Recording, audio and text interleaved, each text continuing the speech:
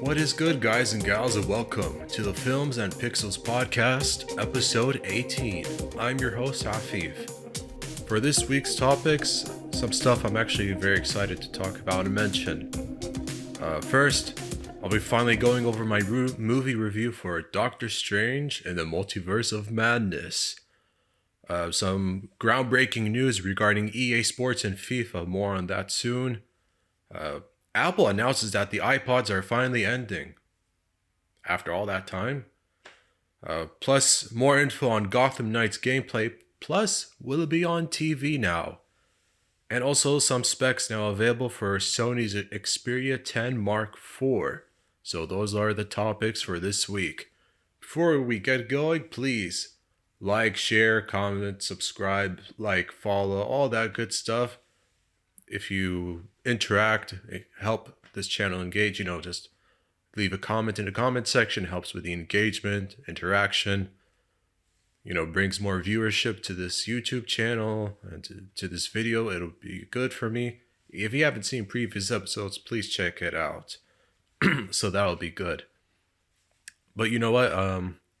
Despite talking about Multiverse of Madness for this week's episode, weird thing is I've yet to see Everything Everywhere, that Michelle Yeoh movie. So I hope to catch up on it eventually. I don't know or remember if it was ever in the theaters, but I'm sure it was. I just didn't catch my eye on it. But again, if you haven't done so, please check out previous episodes. And from here on out, let's get going for episode 18. After many years of anticipation, delays, promotion, marketing, and trailers, Doctor Strange and the Multiverse of Madness is finally here, and I'm glad I got the chance to see it on Saturday night. And I gotta say, after watching the movie, I'm actually pleased.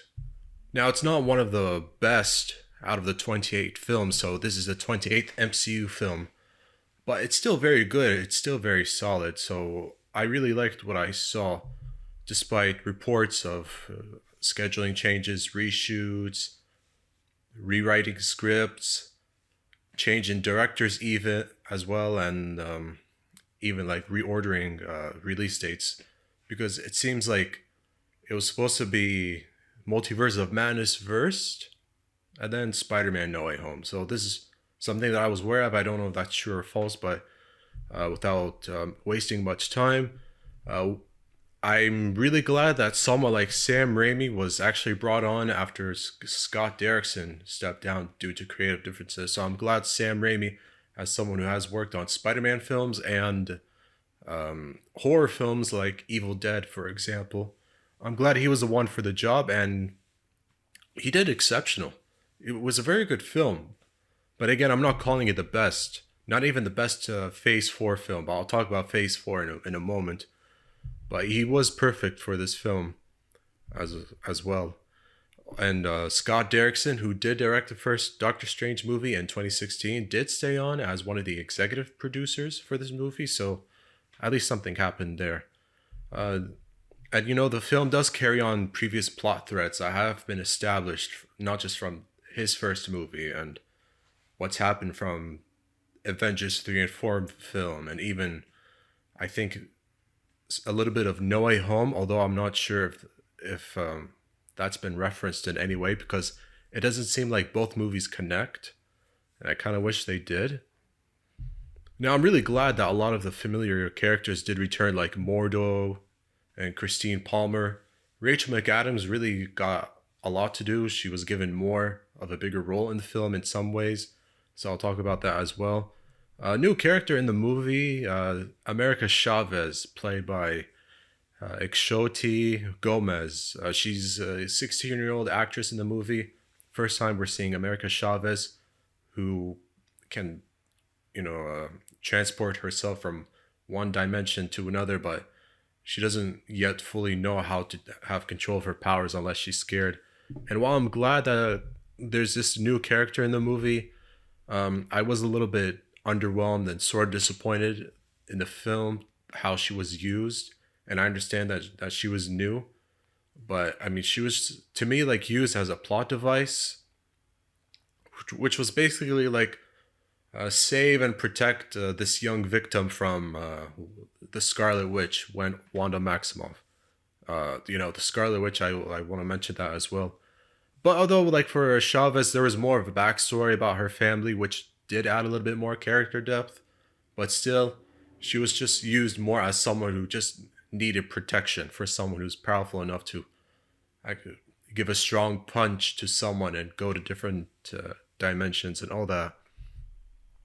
But throughout watching the movie, like, I'm really glad that something like this, like someone for Raimi, like, he brought his expertise on how to, uh, surprise us and keep us engaged in the horror moments, especially in the scenes that Elizabeth Olsen really got to do with her acting chops. Like, there were like some intense, quiet moments with Elizabeth Olsen as Wanda slash Scarlet Witch, and I just really thought they were really interesting, and it was a really fresh change of pace for Marvel Studios. Like, there's still some moments of high octane action, that's for sure. I mean, it's still on brand, but I'm glad that like there are some horror elements as well. Like, there was this one moment where I got a surprise jump scare, but it was really nothing. So I'm really glad most of her scenes kind of, it's not meant to be scary, but try to show her that like she's a terrifying force to be with. And yeah, like I was saying earlier, as for Rachel McAdams as Christine Palmer, um, I thought it was interesting, watching it. Like, she got to play one version of Christine Adams, who we know close to Strange, and even when he attended her wedding, you could tell, like, although they still have feelings for each other in some ways, you can tell like they feel and know that their relationship has been broken for obvious reasons, for one way or another, and they couldn't make it work. And so those are the consequences of his actions, having his own destiny and so forth. So that's understandable. It makes sense. I am glad to see her as a different variant, different dimension of this same Christine Palmer character, with more scientific, more intelligent. So I thought that was really cool to see. Sort of similar from nurse to like scientist in Earth 838. So I thought that was pretty cool to see. And like, even in the third act of the movie, like, still feeling very familiar with each other, but knowing that they can't make it work. And it just shows how for both characters there's still like some unsettling feelings, and some and there's still some on-screen character, that shows tension.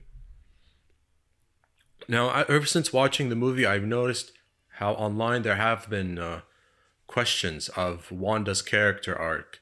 Has it gone down since the WandaVision TV show? And I'm gonna say not entirely. And yeah, hold on, sorry, I'll be back. A few moments later. Sorry about that, I was interrupted for a moment, but yeah, I was just saying, Wanda's character arc that was established from the films previously, and then throughout WandaVision, and then how it was teased. Yeah, sorry, it was teased in the end of the series finale when she had the Darkhold, like some evil magic book.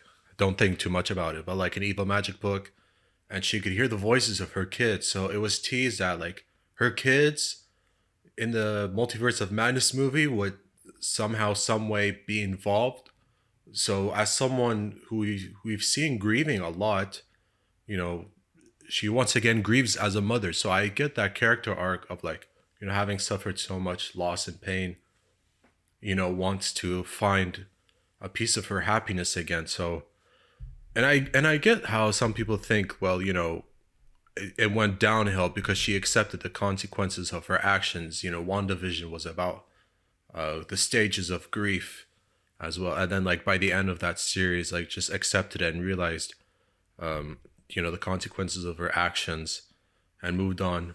So she was willing to find a way to, reach her kids again in a different dimension, no matter the cost, no matter the sacrifices, even if that means turning into a killer. And this is what's so interesting, as someone who we never really thought or imagined that would be a killer. It was an interesting dark path to be like this all powerful witch, which is like what she is in this movie as a mother trying to find a piece of her happiness again. And and this is what the whole Scarlet Witch mythology is, and so forth was teased in the TV series. And again, like it was cool to also see another evil Doctor Strange in a different dimension, although because of the Darkhold as well.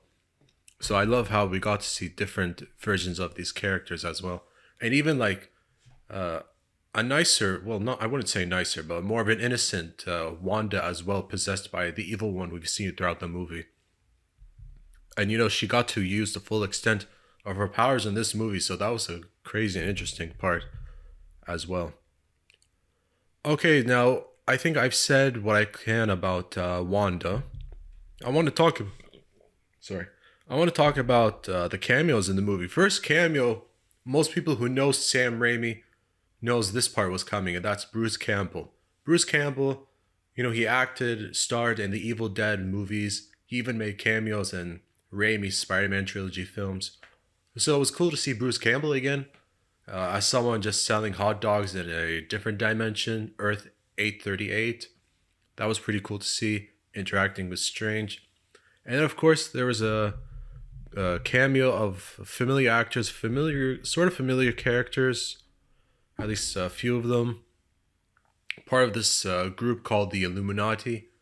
Now, just disclaimer, they're not the same evil Illuminati. I don't know why they seem like the good guys, sort of. They're just, I'm not going to spoil who was casted as some of these characters. I actually think if you saw the trailers, you can kind of guess one of them. But I will say that Baron Mordor, Carl Mordor, whatever, was back in the film, but not the one that we know. Mordo 838 as part of the group in the movie. Clearly know Strange well. And they share similar characteristics, similar personalities between the one that we know in the first movie and the one that we meet in the second movie. And so when he was summoned by this group, he was just, being warned of how he was supposedly a hero on Thanos, but not really. Like, of course, they came into conflict with Thanos and, how they dealt with his fate, so to speak. So I'm sorry for the spoiler details. So I'm really glad Sam Raimi brought his expertise on the horror genre plus the comic book genre that he's been familiar with. And I really liked how early on in the movie, someone asked him, like, were those sacrifices on the MCU Earth 616, was it worth it from the 5-year absence? What Thanos did and what he had to do to stop them and the sacrifices lost and all those forth. And I thought it would have been interesting to see sort of the damages, sort of the losses of the situation that may have caused. And I think what happened in that time, I think impacted his relationship with Christine Palmer.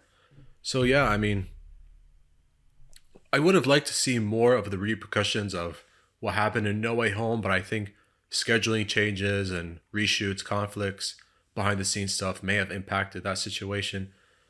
I don't know if it's true. It seems like America Chavez was supposed to be introduced all the way back in No Way Home. That would have been cool to see. I could see how America Chavez would have fit in as well with the cast of Spider-Man No Way Home. I don't know how throughout the film. I would have liked it at least in a post-credit scene, since that movie didn't really get a proper post-credit scene. But otherwise, it's fine.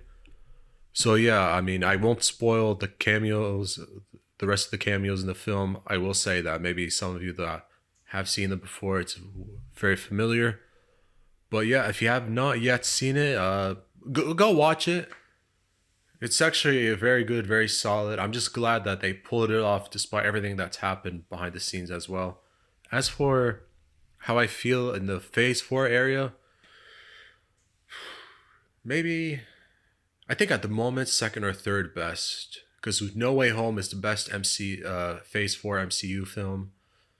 I really liked Shang-Chi and The Legend of Ten Rings. Maybe a second. But I think the rankings for me may change by the time Thor Love and Thunder comes out in July. So I anticipate Love and Thunder being as good or even better than Ragnarok. I'm looking forward to that. But yeah, I mean, like, you know, go check it out. It's definitely worth a watch. Just temper the expectations a little bit, but it's definitely uh, a very good film and one that I appreciate as well. That changed the pace a little bit into more of the horror elements aspect, and now more in the superhero comic book genre. So yeah, definitely a very good film. Yeah, I almost forgot to mention regarding Wanda. Just one more thing. I almost didn't realize the detail how there's a more of an evolution and a change in her outfit. Uh, if you look back with her WandaVision outfit as Scarlet Witch by the series finale, of course, Revelation, like this new tiara look, crown tiara look, something like that, like a darker red, almost maroon color, like a sleeveless look, but also like the chest plate, sort of like the extra details with two stripped lines, sort of thing as well. And you could see like how in the movie, like of course, like different sort of a modified look of the crown tiara look as well, and even the eyes. Like there's a deeper eyeshadow color, more of a more red in the eyeshadow color as well. Like even of course now with the outfit with sleeves, more details with the chest plate, chest as well. Sort of a more antagonistic look in comparison. Like I found this image from Fandom Wire, so it really did a good job just having the photo side by side, or I should say horizontal. No, sorry, vertically. My bad, but like you can tell like even more of a leather detail. If there's one common thing, it's the colors and the leather detail as well, but more so in the Multiverse of Madness film. Of course, more sleeved look, hair more back. So the idea of the outfit like more so the same, but uh, newer and different details, kind of like a different look as well. That's been changed for her outfit as well. So that's just something I almost forgot to mention before, and I just wanted to say that here. All of a sudden, unexpectedly, it now seems like both FIFA and EA Sports are going to end their partnership. Yeah, I literally did not see this coming. I actually never imagined the day when there would no longer be any more FIFA video games. And that's exactly the case that's now happening. So it seems like, FIFA, there's going to be FIFA 23 this year, that's for sure. But as for what's going to happen, more details will come by summer 2023. So now, when it comes to EA Sports new football gaming, it's now simply going to be called from now on EA Sports FC, right? So by 2023 and onwards, it's going to be EA Sports FC titles. However, I mean, the DNA that we all know, whether it's like Ultimate Team and the career mode, the pro clubs, Volta football, they're going to be there as well.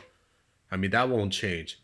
And they still have a licensing portfolio of like 19,000 plus players, 700 plus teams, 100 plus stadiums, even like 30 leagues that they've invested for many decades. And they still have partnerships with Premier League, La Liga, Bundesliga, Serie A, and even the MLS. So, in terms of all the licensing deals and likeness and names that they can use, it's still going to be there. But what kind of changes other than just the name? I really don't know, but more will be revealed by summer 2023. So it seemed like it kind of goes as far back as sometime last year. Like EA has been reviewing naming rights agreement with FIFA, and all of a sudden, like things changed out of the blue. Maybe with the manufacturing cost, with the new generation consoles, I don't know. But it seems like EA CEO Andrew Wilson, he's been indicating that he was dissatisfied with the company's branding deal with FIFA. Why now? I don't know. It's not clear to me. At least EA will make football video games, but with a new brand of their own, with their own football series, that's what it just sounds like to me. Okay, we've known for a long time. There's been competition from Pro Evolution Soccer Konami's IP soccer franchise. Both FIFA and Pro Evo have been competitive against each other in the football gaming space, but for the last couple of years, Konami have rebranded the name as simply eFootball and even making it free to play. Although the results haven't been so great due to the poor quality of the graphics. But is this going to be a chance for Konami now to really be a more premier football gaming franchise again? Uh, we don't really know. How will they, re-strategize their eFootball brand? I'd like to see that because I mean, there's now a window of opportunity to take back really the more popular spot FIFA has had for many decades for multiple console generations, especially through the seventh and gaming gen. So yeah, there's going to be FIFA 23, and we'll see how sales and reviews go. But beyond that, that's pretty much it. So I mean, I didn't see this coming. I didn't really like predict something like this would happen. I'd be more satisfied if all the Call of Duty games stopped being yearly releases. It's nothing personal, but I mean, it's obvious that that's a cash cow franchise, and a lot of money every year has been made for FIFA and EA Sports so as well. I didn't see this coming for sports title, but other than FIFA, maybe like eFootball, as I said before, uh, NBA Live has been up and down. I don't even know why EA Sports attempted to come back with NBA Live.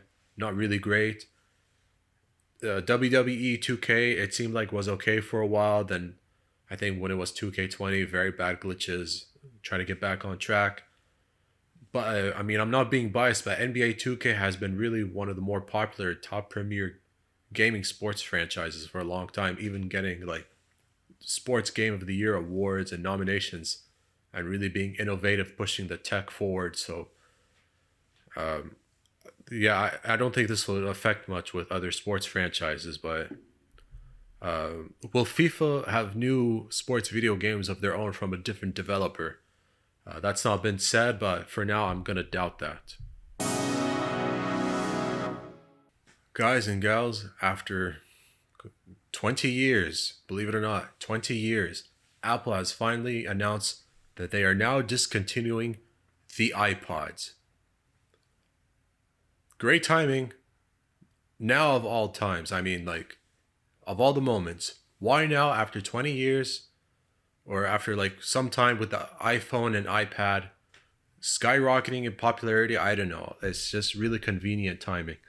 I mean, what took them so long to just finally admit that they're just gonna stop manufacturing more iPods? I just as much as I love the iPod, I had the iPod Classic. I had it for 10 years. My history with the iPod goes back to 2008. I had the iPod Classic at that time. There was no iPhone yet, even the iPod Touch. There wasn't the smartphone yet, so the iPod to me was revolutionary in terms of how we listened to music and interacted with it. Slowly but surely, my iPod falling apart, not falling apart, but the software breaking up slowly, not working properly. And like by 2018, that was just it. I mean, even before 2018, it was failing slowly. But we've seen Apple with other iPod products like the Mini, the Classic, the Nano as well. They've continued those for some time. It's just that for the last few years or so, it's been really the iPod Touch products that have been relevant. And there is even a revised iPod Touch, and like that came out, I think, in sometime 2019. It's just that whatever supplies are left, that's all. But they're not going to make any more. I think it's the right move. And really, since 2015, they've stopped reporting sales of the iPod.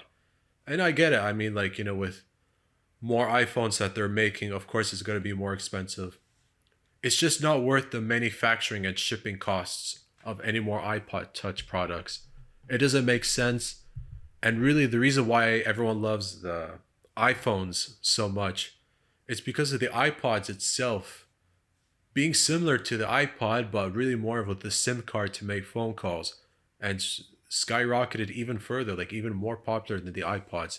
And we've seen the popularity it's had now, the impact in today's pop culture, today's society, cinema, even, and many forms of life as its biggest competitor to Google's Android phones that have been used in every smartphone manufacturing company.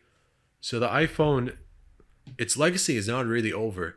Even though the iPod's legacy ended, the iPhones is just getting further and further and further, despite any dissatisfaction with the latest iPhone 13 or 13 Pro Max, something like that. But the fact that the iPod has been in manufacturing for the last few years is just kind of puzzling to me because I don't get what's the point. If no one's buying these things anymore, why waste more money to keep manufacturing and shipping them? I mean, the only reason I can think of is either just for at a party played by your friend's DJ or a DJ at a wedding or something, or like in the car as a playlist for your rides with friends or whatever. Otherwise, I can't think of any good reason why, until now, Apple has been manufacturing, producing, shipping iPods to major retail stores all over the world. But you know what? Better late than never. I'm just glad that's just finally over. I mean, at least this moment gave me time to reflect on my own iPod. I mean, I like the classic, but yeah, great memories, but I wouldn't go back to it. I mean, I guess I'm fine with all-in-one sort of thing with the smartphones. So yeah. After some time, there's finally more details, more updates, and even a gameplay reveal regarding Gotham Knights, the sort of Batman spin-off starring 4 characters: Batgirl, Robin, Nightwing, and Red Hood in the game. And regarding Gotham Knights, it's going to also be picked up now finally by the CW, which everyone knows them in recent years for picking up different DC comic book series. Despite that, they did also announce that Legends of Tomorrow, and I think there's one more.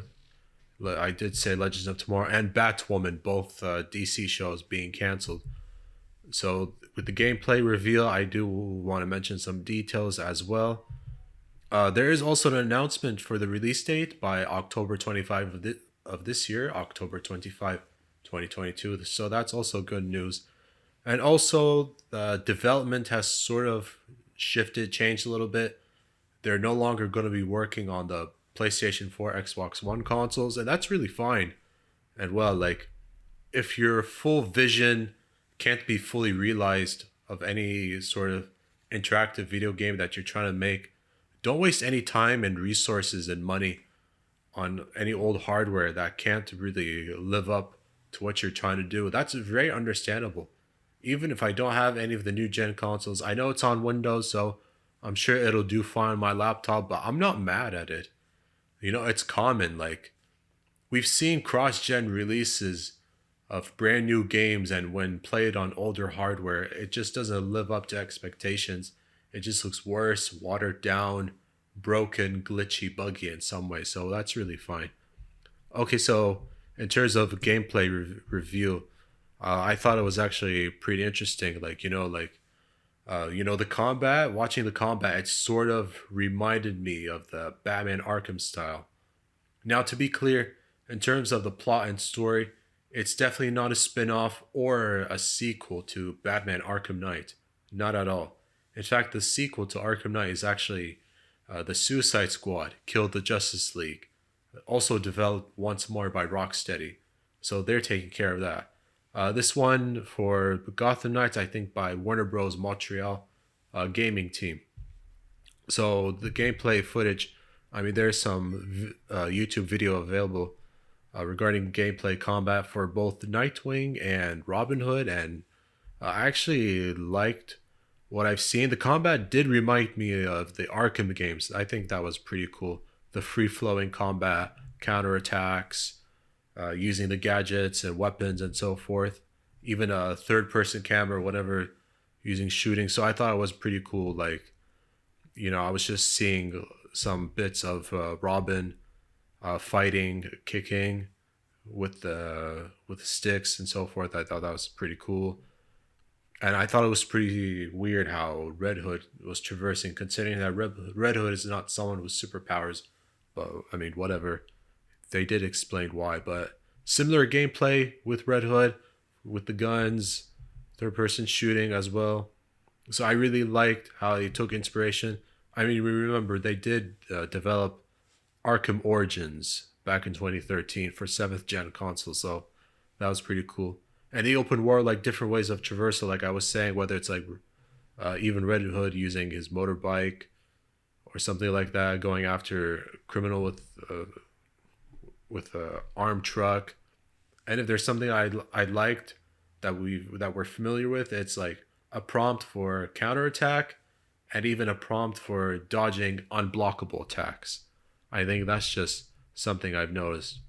The story kind of delves deep into like the team, kind of trying to move on and grow up without Bruce Wayne. I mean, he's either dead or seemingly he's disappeared. So, there's a moment that shows like even in their own little headquarters, they're still trying to move forward in the absence of Batman, someone that they've known well, grown up with, forged a relationship with, despite any tense, uncomfortable moments and so forth. Of course, like, the open world map of Gotham, there's customization. There's also like gameplay customization of upgrading equipment, changing the looks and so forth, crafting gear. And I like that as well. I liked how there's customization involved. So I appreciate how even the relationship between the characters as well kind of gets delved deep into them, because they're very complex people and they're flawed. And I really like that. That was actually pretty cool as well. So in terms of antagonists, the game, and I'm pretty sure the TV series will come into conflict with the Court of Owls. There's supposedly like a secret organization group of people, of course, like some sort of owl masks as well. But the Court of Owls are supposedly as old as Gotham itself. So I don't really know much about them, other than they have influence and all that. But yeah, that'll be good to know more of them, I suppose. But I really like how the combat was influenced by a previous Arkham game, so that was actually pretty good to see. Of course, Court of Owls with these like creepy white masks, but that's fine. Not creepy, but it kind of has that their signature look, almost like owls and whatever. So yeah, like even the one moment where Red Hood is fighting like a Court of Owls assassin, like you can see like there are like these red prompts. It's like unblockable attacks. So I just think that's pretty cool as well. Kind of testing how the player fights enemies and so forth. I'm pretty sure puzzle solving. I think sometime early in the video, like also like a detective mode, following the trail of wires and how to switch on hidden doors. It is familiar gameplay tropes, but I think more will come. More information will come over time, but this is a good start. Um, I'm pretty certain it'll be like a 60 FPS, if anything. I'm pretty sure there's 30 FPS mode, but I'm confident it's gonna be at 60 FPS for the most part, because I'm pretty sure the old gen couldn't do 60 FPS for this game, so that's pretty fine. It looks good, but I do think there needs to be more modifications with the combat. But this is like not even yet a year away, like 1 year and 5 more months in time, so that'll be good to see. But the gameplay footage, very good, very exciting. October 25, PS5, Series X, Series S, Windows. So I like that. But yeah, like obviously one thing you probably noticed, there's no gameplay footage currently for Batgirl and Robin. I'm pretty sure that'll come eventually. No more details. I think there might have been a trailer also involving those two characters, but I mean otherwise, anything you're probably aware of, it wouldn't be too shocking. I mean, if based on the footage you've seen, how they'll play and react, then expect more of the same. But yeah, October 25, the platforms I announced to recap, and also a TV series picked up by the CW. I don't know how many episodes, but that's good to see.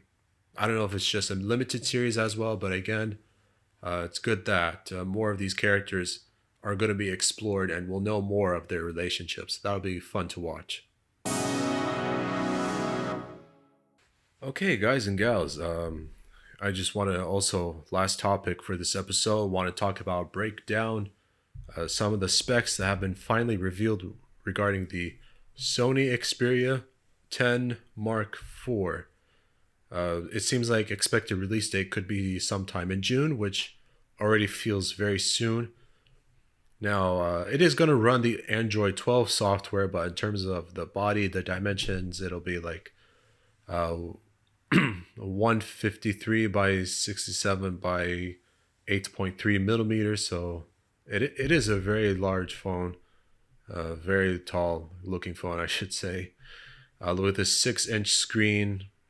And the resolution will be 1080 by 2520 pixels with a 21 by 9 ratio. That's actually pretty cool.